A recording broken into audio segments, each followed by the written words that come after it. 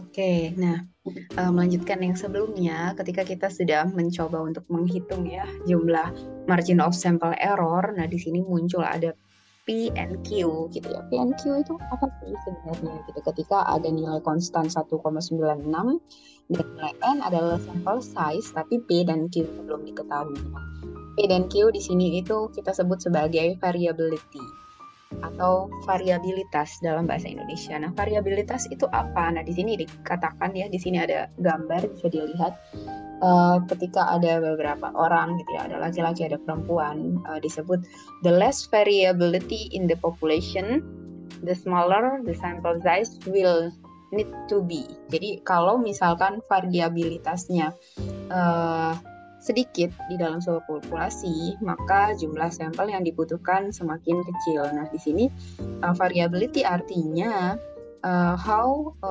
similar or dissimilar response are to a given question. Jadi berapa jumlah pertanyaan yang menjawab sama dan tidak sama dalam sebuah question. Nah, di sini we have a population, contohnya aja langsung ya, and we want to know what percent of the population respond yes to the question. Jadi kalau ada sebuah pertanyaan, kita pengen tahu berapa persen yang menjawab ya gitu. Nah, contohnya the next time you order a pizza, will you use Domino's?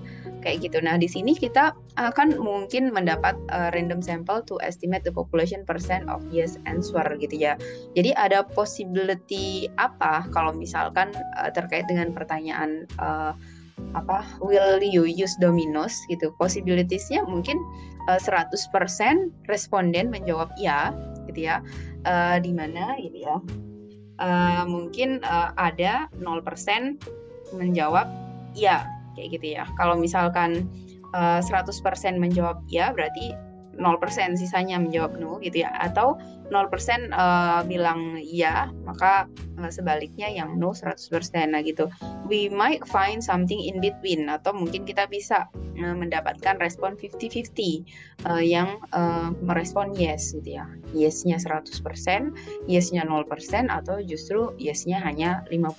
Nah itu kemungkinannya. Ada kemungkinan yang lain nggak? Ada ya, mungkin nanti kita bahas lagi. Nah, di sini coba di next page. Nah, kita bisa lihat nih. Will your next pizza be a Domino's? Jadi ada much variability. Dikatakan variability-nya banyak ketika 50-50. Sebagian setuju, sebagian tidak setuju. Sedangkan disebut little variability ketika sebagian besar orang itu setuju dan hanya sedikit yang tidak setuju. Ya, jadi yang tidak setuju hanya 10%, yang answer no, itu yang answer yes 90%, maka dikatakan bahwa variability-nya rendah karena banyakkan yang agree. Nah, a 50-50 split in response signify maximum variability or dissimilarity in the population, whereas 90 per 10 split signified little variability. Jadi 50-50 itu variability paling besar dan 90-10 variability yang paling rendah. Nah, di sini disebut Domino's Pizza example related to P and Q in the following way. Contohnya P adalah person saying yes.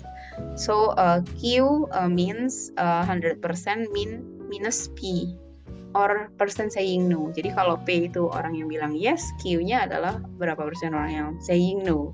In our sample error formula, P and Q are factors. They are multiplied to result in their products. Jadi akan di multiply gitu ya di dalam produknya. Bisa sedikit. Nah di sini the largest possible product of P times Q is 22.500 gitu ya. Dari mana? Dari 50%. Jadi nilainya P dikali Q tadi ya. P kali Q 50 kali 50 sama dengan 2.500. Nah, di sini you can verify this by multiplying others combinations of P and Q. Jadi ada kemungkinan kombinasi apa lagi yang lain. Nah, ini contoh misalkan kalau misalkan variability-nya paling kecil gitu ya kan 90/10. 90% saying yes, 10% saying no, maka hasilnya adalah 900 kayak gitu. Nah, dia dikatakan paling kecil gitu ya. Kenapa? Karena dalam kombinasi yang lain jumlahnya masih lebih tinggi daripada 900. Contoh lagi kalau misalkan kita bicara 80% per 20%. Jadi berapa jumlahnya? Adalah 1600 ya. Kemudian ada 60-40 itu 2400. Nah, every combination will have a result smaller than 2500. Jadi semua kombinasi yang ada ini masih lebih kecil daripada 2500. Jadi makanya variability yang paling tinggi, yang paling banyak itu adalah yang 50-50. Dikatakan demikian karena hasilnya 2500 dan kombinasi-kombinasi lain yang ada itu tidak lebih besar daripada 50-50 kayak gitu. Nah, misalnya di sini nih ada satu pertanyaan yang kalian harus jawab di dalam video interaktif ini ya, kalian tinggal klik. Nanti kalau masih jawabannya salah maka akan mengulang lagi penjelasan saya ini. Jadi di sini misal ada 90, 10, 80, 20, 60, 40. Nah, kalau misalkan person saying yes itu ada 70 orang. Sedangkan yang saying no 30, maka variability-nya berapa? Boleh dijawab ya. Ya, harusnya sudah langsung benar. Kemudian kalau misalnya kita coba yang lain, 65% saying yes, and sisanya 35% saying no. Jumlahnya berapa? Variability-nya berapa? Oke, ya. Kita coba lanjutkan lagi. Di sini selanjutnya di sample error formula. Di sini, if we assume the worst possible case of maximum variability, if we see disagreement, the sample error formula becomes even simpler and can be given with two constant. Kalau misalkan kita pakai possibility yang maksimum gitu ya, P dan Q-nya paling tinggi, variability-nya terbanyak gitu, maka dia menjadi nilai konstan. Yang konstan pertama adalah 1,96 tadi di awal. Tidak usah berubah gitu ya, tidak dapat diubah. Dan konstan kedua adalah P dikali Q yang jumlahnya adalah 2500. Jadi perhitungan margin of sample error 1,96 dikali 2500 per n kuadrat. Oke, next that is sample size axiom. Nah, axiom berikutnya stated mengungkap you can take any finding in the survey, replicate the survey with a random sample size, and be very likely to find the same finding with the percent range of the original sample finding. Nah, di sini dicontohkan the sample error for sample size is 100 is calculated as follows gitu. Nah, ini contohnya. Jadi kalau misalkan kita pakai sample size 100, jadi perhitungan margin sampelnya berapa? Nah, ini biasanya yang dipakai gitu ya. 1,96 dikali akar 2500 per 100 yang mana hasilnya 25. Jadi 1,96 dikali 5 itu 9,8%, yang mana ini common digunakan di dalam riset mahasiswa khususnya di UPN sendiri. Sample size errornya biasanya 10%, yaitu pembulatan dari 9,8% ketika menggunakan jumlah sampel 100 responden. Ya, ini perlu diingat-ingat.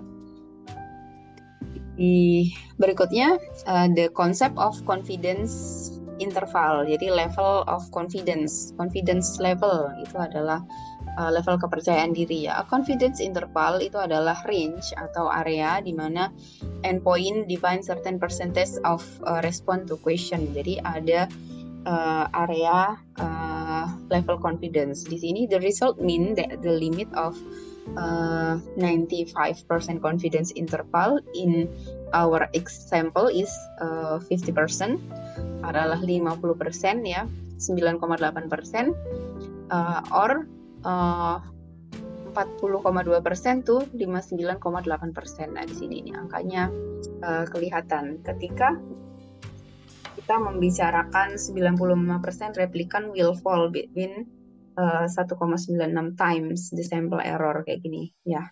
Areanya ada di sini di 40,2%. sampai dengan 59,8%. Nah, confidence interval is calculated as follow confidence interval formula.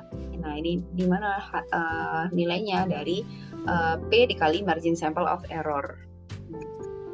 Temu hasilnya. Nah, di sini contohnya ya disebut plotting the finding of 100 replication of Domino's Pizza Survey. Nah, ini contohnya kalau misalkan ada 1000 replicants. Oke, kita akan next the sample size formula. Jumlah sample size yang akan ditentukan ini untuk next video lagi ya. Kita stop dulu sampai di sini. Sample size formula akan kita lanjutkan di video berikutnya.